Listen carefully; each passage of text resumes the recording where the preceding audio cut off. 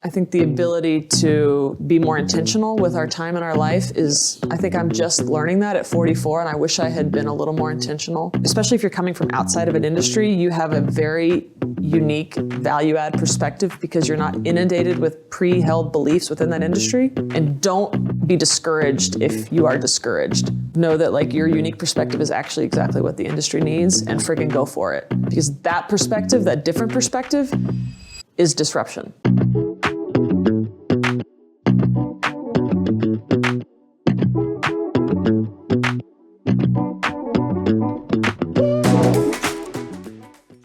Hey, how we doing? Welcome back to Connecting the Journey. Excited to have our guests here today. Just to remember about the theme of the show, as entrepreneurs, as builders, we're always looking forward, and very seldom we take time to look back and look at those God week moments that got us to where we are today. And I truly believe that there's no gratitude going forward. It's only when you slow down, and I know it's very hard for most entrepreneurs to do, but to slow down and really look to the past to see those God week moments that brought them to where they are today, is that's where you find your gratitude. So you move forward with a full heart of gratitude.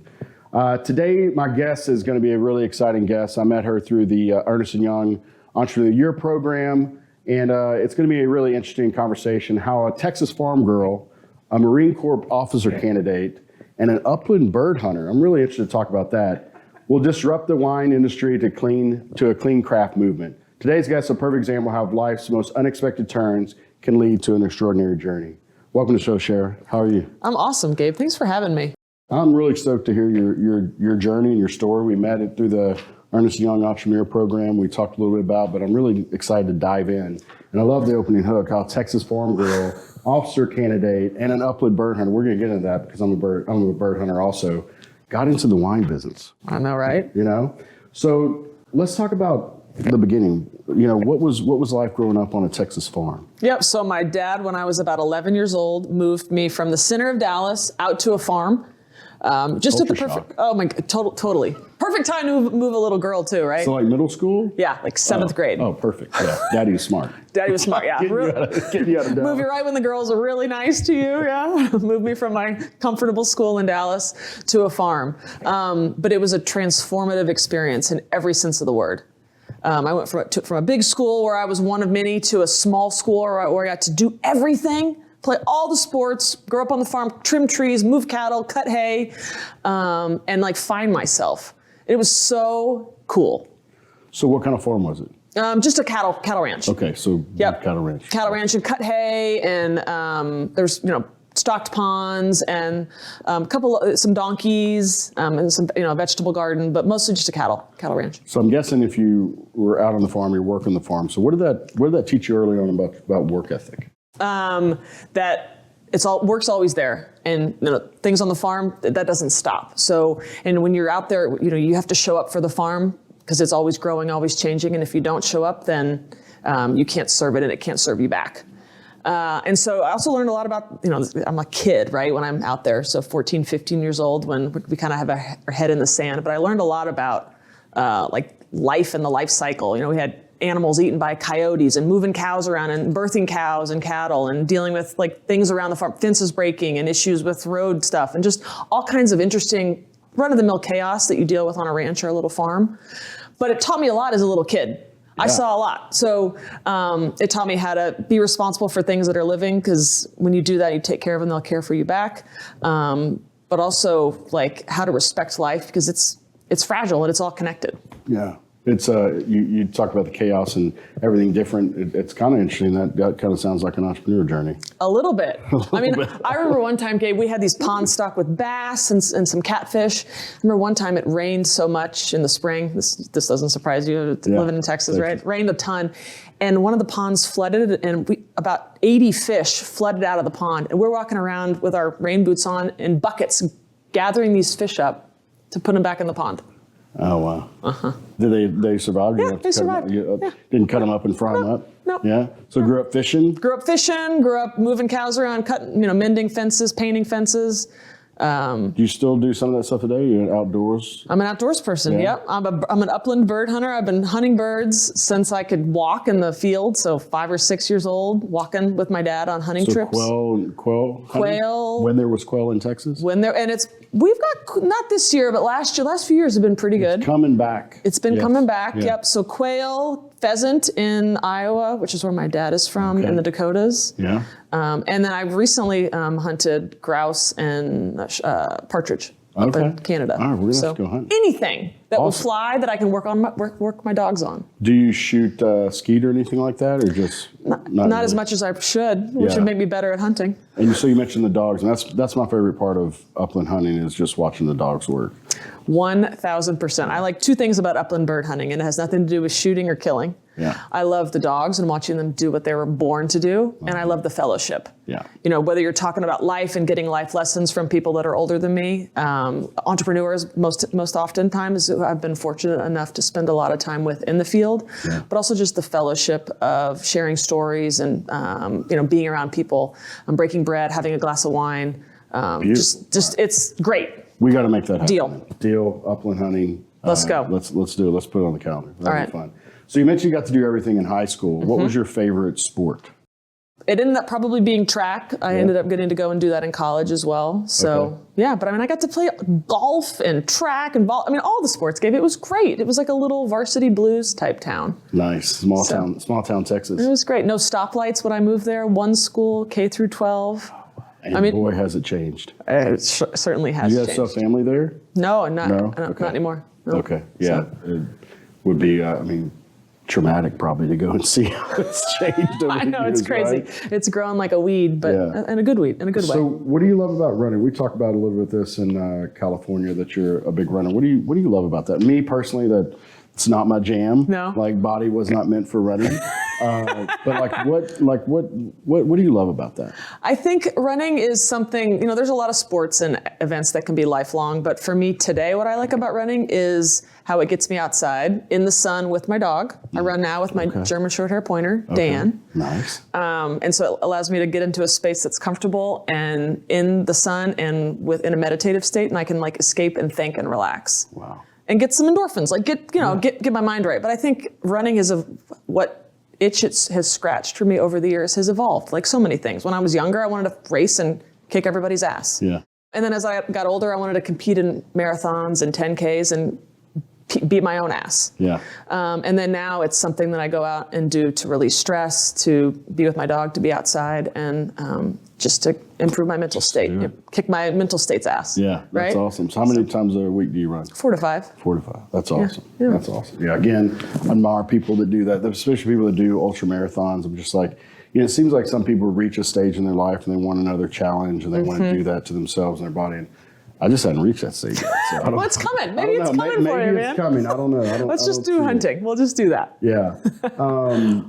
So you went to college, ran track. What's next? So when I was in college, my junior year, we were all kind of posturing for our internship between our junior and senior year. Right. What'd you major in, or what was your degree in? Criminal justice and philosophy. Okay. Very interesting. Setting me up to win in life. What are you planning on doing with that career? I don't know. Going to law school. Going to law school. Going to law school. Okay, yeah. Yeah, going to law school. But between my junior and senior year, I had lined up a gig to go work at a sled dog ranch or sled dog training location up in Alaska. Oh, wow. Okay. Yeah. This is going to be my summer job. Okay. It's perfect for me. Sounds I love dogs, love out there. Okay.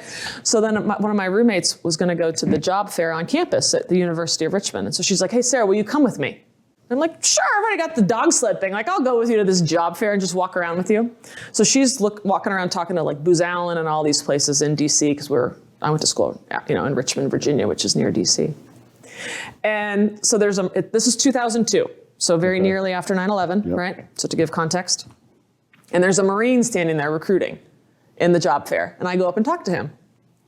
So he's like, oh, you should apply to go to officer candidate school in Quantico, Virginia this summer. And I'm like, oh, well, tell me more. And so long story short, I ended up applying. I got in and I'm like, maybe I'll try this officer candidate school instead of going to the dog sled camp. Okay. That's a turn. You know, you talk about those God wink moments. Like, what if you didn't go? Exactly. Like, what if you didn't go with your friend and you didn't meet this Marine that talked you into going to Quantico? This was definitely one of those, because it was another, moving to the farm, transformative, going to OCS, very transformative. Wow. Okay, so tell me about your experience in Marine. How long were you? 10-week program. It's boot camp for officers. Okay. So you go to Quantico, they scare the living shit out of you. So is it different, like just general Marine training, or is it? It's boot camp. Boot camp for officers. So think of the is movies. That like boot camp light because you have a degree? No. It's like boot camp with school.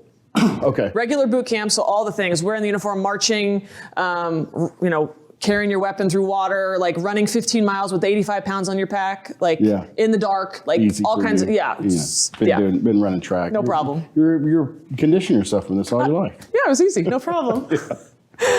Crawling under barbed wire, being shot at, like all the things you see, typical boot camp to test you physically, mentally, and emotionally to see how good of a leader you can be. But then it's also all that plus school. They make you go to like leadership, military history, maneuvering school, and then they test you on that. Okay. Wow. So I did well and graduated at the top of my class, and then went back to college. Okay. Because I hadn't graduated yet. Okay, got it. Yeah. Okay. All right.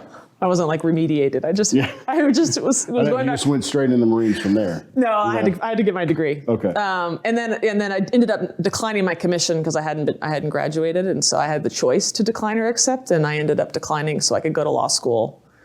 And I wasn't ready to commit like the next 10 years of my life. I'm 21. I'm like, I don't know. This is too much commitment for me. Right. Yeah. So for a lot of reasons, I decided to not continue down that path, but made some relationships and some friendships that I still treasure today. I was just visiting one of my platoon mates, my rack mate in Idaho a couple weeks ago. She's a colonel in the Marine Corps and is a lawyer. You told me about her. Yeah, I think my like friend. Ultimate badass. She's a badass. Yeah. She's a badass. She's done some amazing work for our country, led missions in Afghanistan to kind of infiltrate through females, like some of the families, and really add value to that fight. So she's a badass and an amazing human. Wow, so, it's just fun spending time with her. What does that look like when you're in Idaho? Y'all are doing kick-ass stuff? Yeah, we drove over to Jackson Hole and skied, and we did Grand Targhee. I think I told your buddy about Grand that. Targhee. It was awesome. I really when I go up to see my buddy. Like, I look forward to Grand Targhee. Although last time we went, it was zero visibility and waist-deep powder. I almost died. It was bad. It was really bad. Yeah, but I love that place. It's great. But I think like these little God wink moments, like the opportunity to like have a journey in life and then pick up these relationships along the way, these treasured ones, and then hang on to them.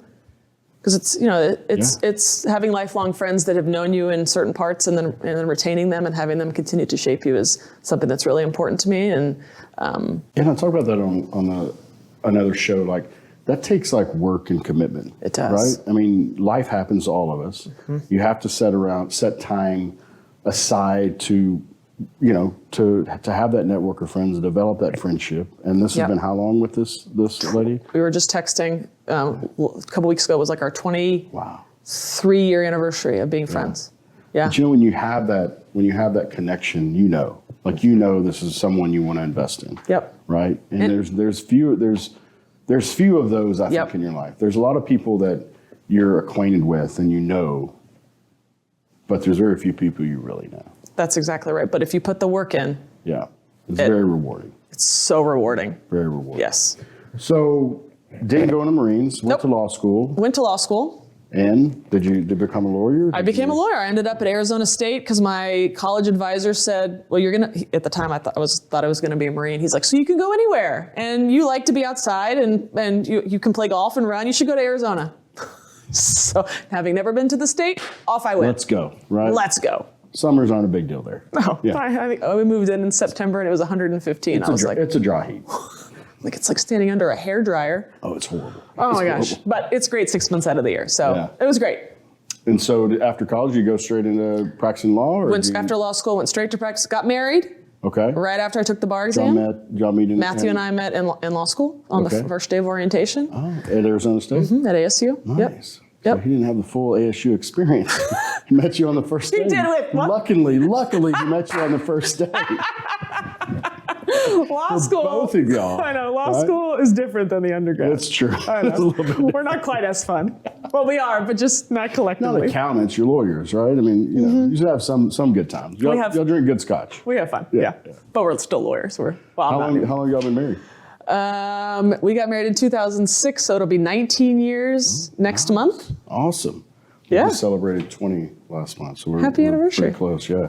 Awesome And job. then kiddos? Yep, we've got 2 kids. Our son Jack is 15, and our daughter Dagny is 12. All right. So how are you exposing them to the childhood that you had, or some of the values that you had living in the heart of Dallas? You obviously didn't boot them to prosper. So how are you navigating that?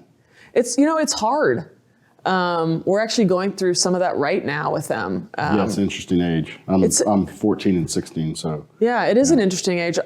We do our best to put them in outdoor activities and put them in activities that make them feel uncomfortable, but it's honestly, it's hard right now. Our son Jack right now is at a leadership camp in Missouri for 4 weeks. I just dropped him off on Monday. Wow. That's awesome. Just to kind of like do exactly what you're mentioning, which is exposing him to something new and different, to put him in an uncomfortable position to help him thrive.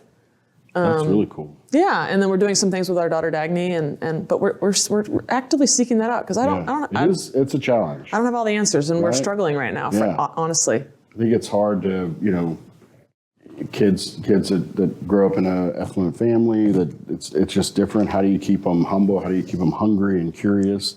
And I like that, putting them in situations to make them uncomfortable. Yep. Because you want them to thrive, but you also want them to build some confidence by getting little wins. And sometimes there are these similar environments that they get to feel, at least for our kids, they've gotten too comfortable. It's too routine. They've gotten a little numb. And so I'm trying to kind of disorient them and then make them uncomfortable, and then put them in a spot to get some little wins so they can build kind of new muscles of confidence, which hopefully sets them up to succeed. To crush it. it. What were the ages again? 15 and 12. Oh, yeah. Perfect. So sophomore, Yeah. 7th grade. Awesome. Yeah, it's tough. Yeah, with the phones and the things and the pressures and the perceptions. Man. The phones. It's, like I said, our kids are 14 and 16. We kept them away from phones until 14. That was the deal. Yep. And so I think that was a huge win. But Great job. Thank you. But it's such a dramatic change when I'm not really on social media, but I'm still on my phone. Sure. Right. And just like we'll come back from the lake and like, we don't talk for an hour and a half. Yeah. Like, this pisses me off so bad. I'm with you. And so, but the interesting thing is that the kids recognize it. They know. And you just have to pull them out of that. You do. You have to pull them out of their hole. And like, once they kind of wake up and their dopamine settles down, they understand. I know. They see it. And I think it's parents just to be able to pull them out. Some parents just let them go. And I think they can just go down holes, and I just feel like it's stealing time from me. It is, and the whole social media thing and the pressure, that's a challenging thing to manage. Imagine growing up with social media. No. We were so lucky. No. We just call each other on the phone and do 3-way on the phone. You remember that? Yeah. I was lucky enough to have my own phone line in my room, right? But yeah, you could 3-way people. But yeah, I could not imagine growing up with that, just the social pressure, but then also going through college. I know. We probably wouldn't be here. I know. But we haven't gotten our 12-year-old a phone, and she is acting like she is the only one in the world with no phone. So now I have more evidence. Stick out. Thank you. 2 more years. It is what it is. Like, so-and-so has, great for them. I know. It's good for them. Well, here's what I've told her, Gabe. I'm like, you can have a flip phone. This is the challenge, though. They do not want a flip phone. They don't have GPS. Andrew got in some trouble. I was like, done. Your phone's done. I'm getting you a flip phone. You can't find an actual flip phone that has a GPS. There's a Bark phone. I know, we've looked at that. That's pretty good. It looks like a normal phone, has a GPS. That's probably the best. But no, I wanted him to be embarrassed. Like, me too. Flip phone, full-blown. Your holster, I wanted you to feel like a nerd. Yes. I know. We're on the same page. But it's tough. They figure that out. So, all right, well, let's jump into, how did you make the leap from being in the law world, right? I mean, so how long were you an attorney? I was a lawyer for about 7.5 years. I was a commercial litigator here in Dallas, so that means I was a lawyer for businesses, helping them when they had fights with other businesses most often. Yeah. So how'd you make the jump? You had you went to law school, you did all the things, you're in your dream career, right? Yeah, maybe. I'm in a career that I like. I liked being a lawyer. Yeah. Right. So what made you make the leap? It was when I was on maternity leave with our second kid, Dagny, and I had a not great experience with a trial right before I went out on maternity leave. Just lots of not great people involved on the bench, on opposing counsel, and our clients were former partners, and they were, quite frankly, just dirtbags. And I was a little disenfranchised and kind of having a early 30s crisis. Like, am I really adding value to the world? Like, can I do anything more? Yeah. So then, of course, I'm like, well, wine. I mean, there you go. It's a great segue, right? But no, I was having a little bit of a existential crisis of like, can I build? I had grown up hunting, like I told you, and most of the people that my dad hunted with were his clients. He was a lawyer, and they were entrepreneurs, small business owners. He was a commercial construction lawyer. So I grew up around a bunch of business owners, and they had great stories. They were great humans. I think that was kind of like, I think my dad always had a little bit of a regret that he didn't start a business and was not an operator, but was a lawyer. Yeah. So all of that was kind of, in the noise in the back. And I'm like, I could give this a try. So, and I thought, well, how can I add value? What am I good at? Yeah. I'm good at wine. Good at drinking wine. I'm good at wine. Yeah. You're good at wine. I'm good at wine. I mean, I'm a super taster. I have a great palate. I have a photographic memory when it comes to wine. So I'm like, okay, well, let me go learn about this. Well, congrats on making the leap and Thanks, man. actually listening to the right voice, right? Yeah. So you mentioned that we talked about this too. You're a super taster. Mm-hmm. Like, what does that mean? Like, you're a sommelier, or yes, I'm a so full blown. Yep. That blows my mind. Actually, hey, can you bring in the wine? We're gonna blindfold her. We're gonna test it out right now. Let's just see. That blows my mind. Let's go. You've seen the show, and I'm like, how do people do this? I know. Right. So when you practice, lots of wine, literally, it's practice. Drinking. Yeah. Yeah. And then studying, like, okay, well, this tastes like this, so it must come from, these are the only places from which it could come. And it's just practice. Just narrowing it down. Yeah. Wow. Like identifying and then pairing it, matching it. So, I mean, have you been a super taster forever? Have you been into wine for I've been into wine, for a while. I mean, it grew up on, it was on the table growing up. Okay. So I associate it as, it's associated to me as like a food. Yeah. Right. It's an addition to a meal. Correct. Yeah. It makes the meal, right? So yeah, I mean, and Matthew and I would go out when we were in law school and try to find cheap wine and drink it. And so I think I've just always liked it. Okay. When did you know you were a super taster? Well, I've always had a good palate. Yeah. When I was in high school, I would drive my sister to cross country. She and I would drive to cross country in the mornings, and she would spray. Remember Bath and Body Works? Even though I know it's the thing. Oh, I remember. Oh yeah. That one smell. Cucumber melon. Yes. Yes. Yeah. She would spray that in the morning at 6 o'clock on the way to cross country, and I would lose my ever living smell in the car. And I'm like, it's 6 o'clock. Are you freaking kidding me? And so, who do you need to smell good for cross country? Nobody. Yes, nobody. So it was as if when that mixes with sweat, it has to be terrible. It's terrible. You have to ride with it on the way back. Oh, so it was as if she was pouring it up my nose. It was so strong, and I've just always had a good sense of smell. Which is great normally. Bad when you're pregnant. Great normally. Yeah. Right. So yeah, it works in wine too. So love wine, super taster. You did something very different. We're going to get into that with Scout Cellar, but what made you pick that? So what made me pick doing Scout Cellar? Well, doing wine, and then just thinking about how you did it, because it's a very, very unique way. And I think, talk about maybe how the clean craft and growing up on a farm influenced the way that you built Scout Cellar. Big time. So I'm like, okay, I want to work. I actually didn't leave the law thinking I was going to start a company. I left the law thinking I want to go work in an industry I'm passionate about and learn about it. Did you have 1 foot in, 1 foot out, or did you just say, I'm out? No, I did a little bit of contracting for a minute, and then I went and worked in wine. Okay, nice. And so I went to work for a company in Sonoma, California, and I was sourcing wine to be positioned for sale online. So I would go out and work with growers and wineries in California, Oregon, and Washington and source their wine and position it for sale online. So that's the work I was doing in wine, and I learned a few things. You learned the e-commerce part of it. That's just happened to be the job I got, right? So I learned 2 things about the wine industry very quickly. Number 1, I knew nothing about the wine business. I had to learn it. And number 2, I didn't the wines that were being sold in commerce, generally in wine, were not interesting to me in the slightest.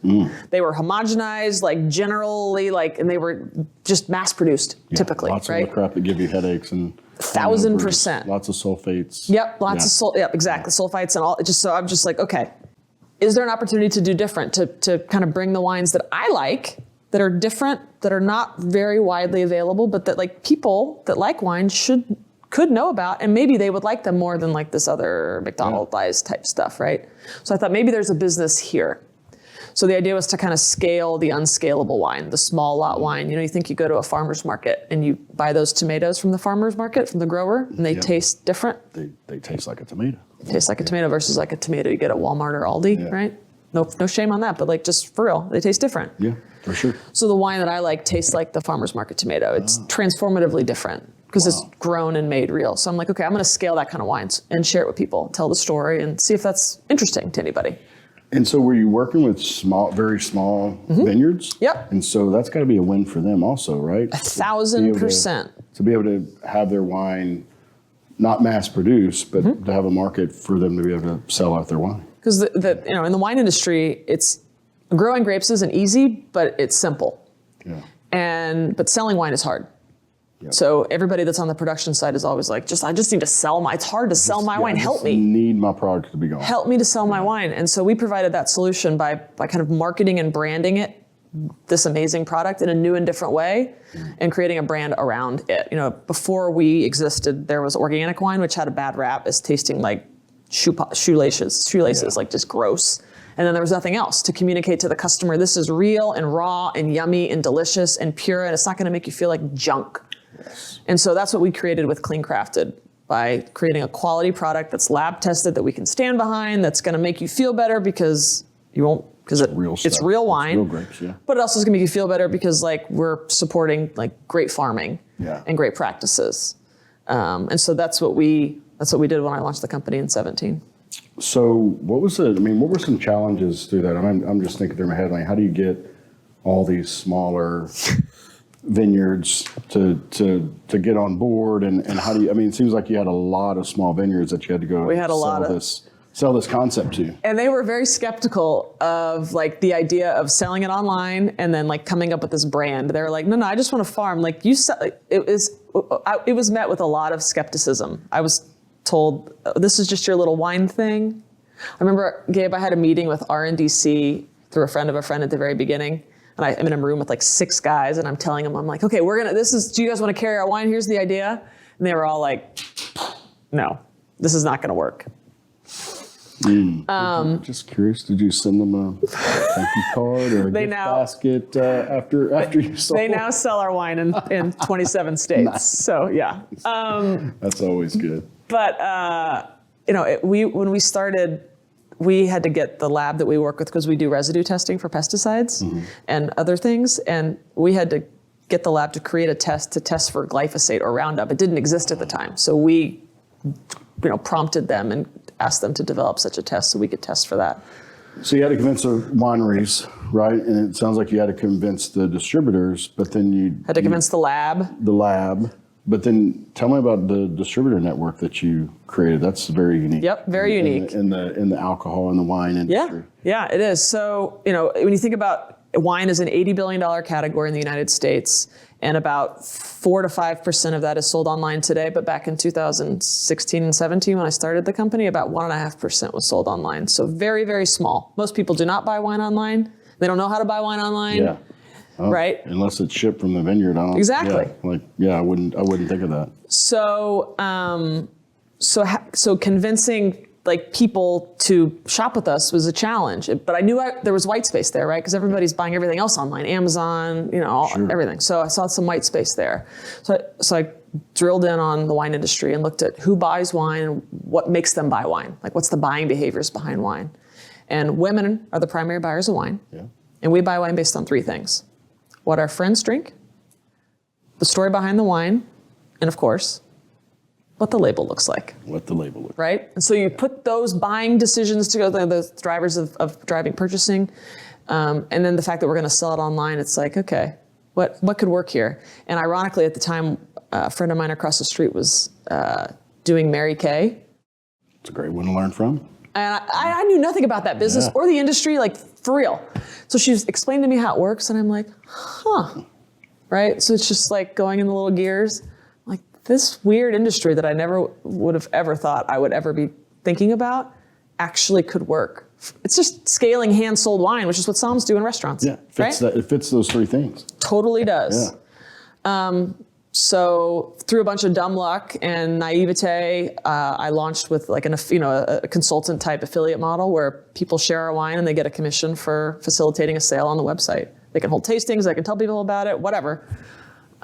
Yes, we've got a network of thousands of consultants around the country that advocate for our wine and earn sales commissions when a sale happens. Yeah, so it sounds really fun for them. They get to throw wine parties and bring cool wines to their friends, and then super easy. They just here go to the website and buy it. Yep, right? or get free product or what? Yeah, it's all, they get free wine for sharing our product and earn money, and it's fun. That's cool. So how many? What do you call them? Consultants. Independent consultants. Now. Over 10,000. Wow. Mm-hmm. Really? Mm-hmm.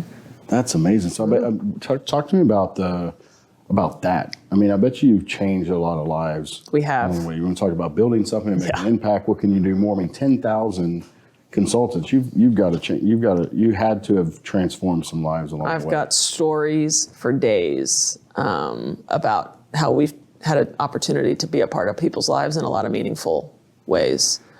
Just a couple of months ago, a lady who's been a part of Scout Cellar since late 2017 or early 2018. When I first met her, she was working 6 jobs. She's a single mom, 4 kids, working 6 jobs to take care of her kids and pay off some debt. And now, because of Scout Cellar, she's a flight attendant and she does Scout Cellar only. Yeah. And she's paid off all of her debt. That's awesome. Another consultant of ours just told me, she came to one of our events a couple months ago and she's like, I sold my car to come to this event.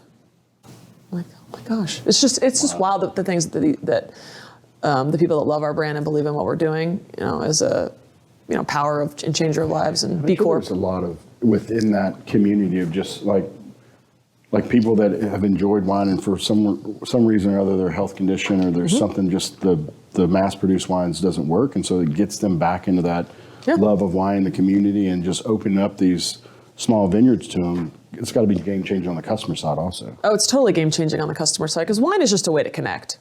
I mean, right? Yes, it's an app, but you can't drink a bottle of wine alone.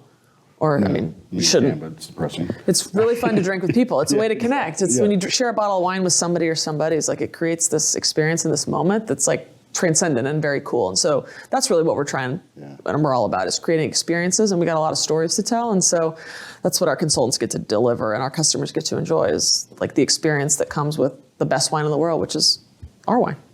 Beautiful. Yeah. So you started in 2017, you scaled it, and you did have an exit about a year ago? About a year ago. How's life after the exit? It's different. Yeah? Yeah. I think we met in, you're probably 3 months or 6 months after. Yeah. It's always my interesting question for people that exit, like, what's different, Yeah. So what's different in your life now? It's just different to work for somebody rather than working, for yourself. Yeah.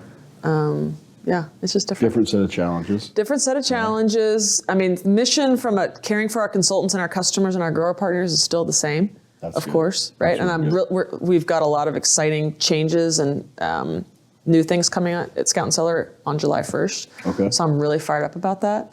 But yeah, it's different to care for this brand in this environment. What's the biggest challenge that I could ask you the biggest challenge of during building it, but like, what's the biggest challenge post-sale and looking at what's next or, kind of that journey? Yeah, I think biggest challenge post-journey is making sure to keep in mind, and prioritize stakeholder interest. Our customers, our consultants, our grower partners, the broader company, mine, and make sure that we do the best to meet those expectations because they're meaningfully different now. Right. Yeah, you got a different set of stakeholders. Correct. You had 3 before, now you have a big 4th. I have who's right. He's got a big voice and doesn't know our business like I do. So it's just been very different. That's awesome. Well, I mean, it's part of the journey, and it's interesting to see how people's path happens after exit. It sounds like you're having a good time. You've got a good partner that wants to continue to grow the business. That's right. And I'm learning a lot because they're doing things differently than I am. So I'm getting a chance to, trying to embrace everything that's happening as a learning opportunity for sure. So taking lots of notes. That's awesome. Yeah. You get to see behind the curtain of kind of what that private equity looks like, and you're learning for maybe what's next. Exactly. So speaking of pulling behind the curtain, I got some weird questions for you. Let's go. Wrap up, all right? Weirdest fear. What is your biggest weirdest fear? So my number one fear is burning my mouth on a hot beverage. Well, you don't want to mess up the super palate. Correct. Understand? It's like a doctor's hands. I get it, right? But you have a taster. Can you taste this? Make sure it's not too hot. I have such a phobia. It's irrational, Gabe. Okay. But it presents itself in daily life, so it's a fear. Like going to Starbucks. Exactly. You would never go to Starbucks because you're a super taster. But if something happens, you have to go to that place. They serve their coffee scalding hot for some crazy reason. They do. Like they did not learn from McDonald's before. I don't know. The tops stay on, but unbelievably scalding hot. So hot. Not drinkable. So hot. Anyway, don't get me started on Starbucks. We've had this conversation. We agree. So we talked about upland bird hunting. We have to book that done. Deal. I love doing that. We do a lot of stuff at Rough Creek sometimes. Cool. It's kind of fake. Okay. It's fake, yeah. Because we'll go up north and birds get some walking on. Deal. All right. What's the biggest advice that you would give your younger self? I got a couple follow-up questions. Biggest advice, looking back, what advice would you give your younger self? I think I would say, how young am I? Let's say just after you went through the Marine Corps. If I had to pick something. Yeah, that's good. I would say pick your head up and think about the story that you're writing in your life. I think sometimes, and don't get so stuck in the sentence or phrase that you're in today. Zoom out a little bit, see the bigger picture. And not just see it, but think about what you really want. Write it. Write it down. What's your perfect day? Yeah. What are some things that you want to accomplish personally and professionally? Who are people that you want to spend time with? I think the ability to be more intentional with our time in our life is, I think I'm just learning that at 44, and I wish I had been a little more intentional. Especially with all the noise, right? Yes. Time is our most precious commodity, and value the way you spend it. And I think sometimes we walk around and we just wait for life to happen. Even for somebody as intentional and driven as me, and maybe for you too, but I walk around. Catch yourself sometimes. Wait for life to happen, and I just wish I was no, damn it, I want these things to happen. I wish I was a little more intentional. You're the star of the movie, and you're writing the script and write it. But write it. Yeah. Write it. Write it. Yeah. All right. So the concept of Scout Cellar, your journey is very unique. I mean, you basically created an industry within an industry. So give me some advice for an early stage entrepreneur that's looking to take that leap. I think for an early stage entrepreneur looking to take the leap, I think remembering that especially if you're coming from outside of an industry, you have a very unique value add perspective because you're not inundated with pre-held beliefs within that industry. And don't be discouraged if you are discouraged. Know that your unique perspective is actually exactly what the industry needs, and friggin' go for it. Because that perspective, that different perspective, is disruption waiting to happen. So just go. People see things differently. Yes. And they don't listen to that, right? You listen to it, right? And they don't listen to it. They doubt, there's fear. Of course. That's your unique ability. That's your purpose. And you got to jump and you got to go do it. But it's hard when you're getting no's and this is not how we do it to keep pushing. Yeah, it is very hard. But industries need to be disrupted by the outsiders. So go. So when that person tells you no, you're on the right track. Pull out a thank you card and go, what was your name? Yeah. Your name? Address, because I'm going to be sending you something in a couple of years. I want to make sure it gets to your home address. Exactly. It's going to be something real nice. Exactly. If you're nice. not hearing no's, you're not doing enough. You're not on the right track. Well, awesome. Well, look, I appreciate you spending time talking about your story. Now we all know how a Texas farm girl grew up to disrupt the industry, and I'm sure there's going to be more exciting things ahead. Likewise. Thanks so much. Thanks, Gabe. You're the best. Awesome. So look, be sure to check out Scout Cellar online, explore their amazing clean crafted wine. I'm going to go get some wine because personally, we went to Italy a couple years ago, and I drink wine there, but I don't drink wine here. Yeah. They get the sulfates. Yep, right? exactly. So I'm going to check it out. I'm going to have my wife check it out, but check her out on social media. All the notes will be dropped in to the show notes. And if you want to explore her story more, feel free to do that. And maybe we'll have you back again. Maybe we'll do a show when we go upland bird hunting. Deal. Done. That's going to be Let's fun. do it. Awesome. Okay, cool. Thanks, guys, for joining us again on Connecting the Journey. Remember, life is short. We talked about it. Be intentional. And be intentional in slowing down and looking back on those God week moments that change your journey so you can move forward with a full heart of gratitude. Thanks so much. Appreciate you.